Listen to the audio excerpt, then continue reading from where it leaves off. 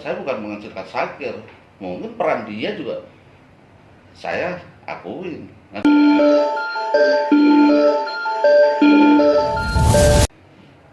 Buat saya nih, aneh aja gitu loh. Ribut setelah tanda tangan. Padahal saya sudah ngomong, tolong lebih baik kita ribut di depan, ya, daripada kita ributin hal yang di belakang.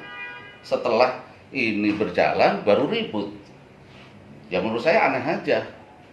Baru sekarang aja saya temuin kayak gitu. Terus saya pembelian channel YouTube itu saya bukan baru pertama. Sebelumnya juga saya juga banyak channel Bajul Danu dari Jawa Timur. Channelnya Anissa Nur Fauzi ya dari Bandung saya beli. Ada model kerjasama, ada yang kerjasama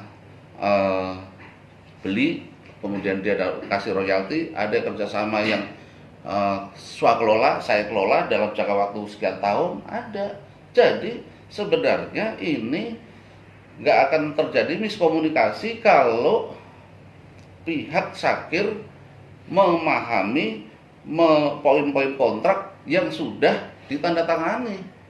Kenapa sekarang baru meributkan setelah konten yang saya punya trending dan dibicarakan banyak orang gitu loh. Ya saya merasa aneh aja buat saya kan gitu. Terus berkaitan dengan eksplorasi, saya eksplorasi dari mana? Mungkin teman-teman udah paham bagaimana mengoptimize sebuah channel YouTube untuk vlog, untuk lagu. Saya aja satu channel. Saya punya 8 channel YouTube, ya kan? Saya mengelola kurang lebih 8 channel YouTube. Satu channel YouTube saya produksi minimal sebulan 4 lagu. 4 lagu itu saya harus izin lagu. Satu lagu saya harus mengeluarkan budget untuk izin lagu, aransemen lagu, video klip, plus saya harus kasih advance ke penciptanya, penyanyinya. Beli lagu juga sama, saya kasih advance untuk penciptanya, gitu loh. Jadi sama, perlakuan saya terhadap channel Syakir Daule juga sama dengan perlakuan saya terhadap channel saya yang lain. Jadi masalahnya di mana? Saya nggak ngerti masalahnya. Terus kemudian dia ingin gugat secara perdata, ini mempermasalahkan itu, ya silakan aja. Ya saya akan siap-siap aja gitu loh. Karena saya ada bukti. Algoritma itu kalau teman-teman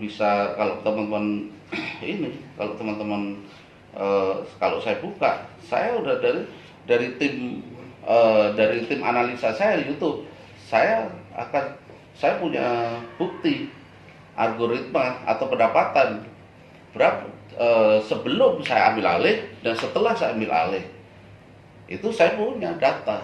Jadi kalau pihak sana mempermasalahkan kok channel yang subscribernya udah 1 juta lebih kok cuma dihargai 200 juta. Nah sekarang dia harus pahami sebelum saya beli dia potensi bisnisnya berapa, atau bisnis pendapatan dia per bulan berapa, dan setelah saya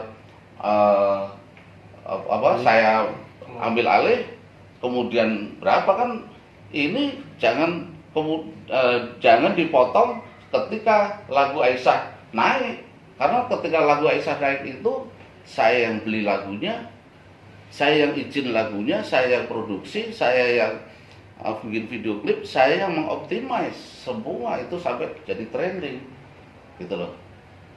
Saya bukannya mengecilkan si Syakir, saya bukan mengecilkan Syakir. Mungkin peran dia juga saya akuin kan gitu ya. Jadi peran dia juga ya sama-sama dong. Tapi kan di sini mengikat hak dan kewajiban. Nah, terus berkaitan dengan royalti 15%. Nah, Kalau kita paham tentang industri musik, ya kan? Kalau kita paham tentang industri musik, ya kan? Secara logika aja, royalti penyanyi, ya, royalti seorang penyanyi itu rata-rata, kalau saya nih ya, saya kan udah ini, rata-rata adalah 9 10 sampai 10%, 7 sampai 10% royalti ya untuk penyanyi, hanya nyanyi nih, ya kan? Saya kasih 15%. Terus salahnya dari mana? Ya kan? Saya oke lah, kita nggak akan mempersoalkan itu karena itu semua kan sudah ada aturan. Harusnya semua sudah tanda tangan. Harusnya kalau dia nggak setuju dengan 15% ya ngomong dong sebelum tanda tangan. Terus bilang katanya tanda tangannya katanya dia tertekan, saya heran juga kalau dibicara tertekan karena ketika habis dia tanda tangan sebagai saksi, saya ingat loh sebagai saksi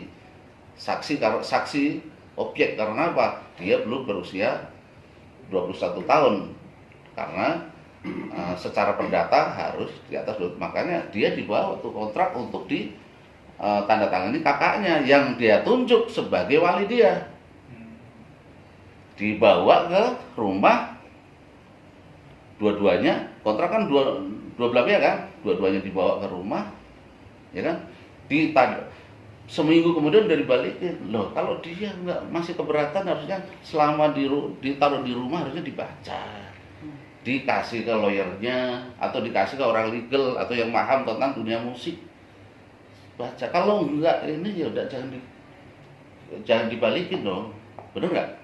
Jangan dibalikin dong. Kalau dia masih keberatan, ayo kita negosiasi ulang, kita bicara ulang kan begitu. Makanya ini pengalaman buat saya sebagai pelaku bisnis di industri musik.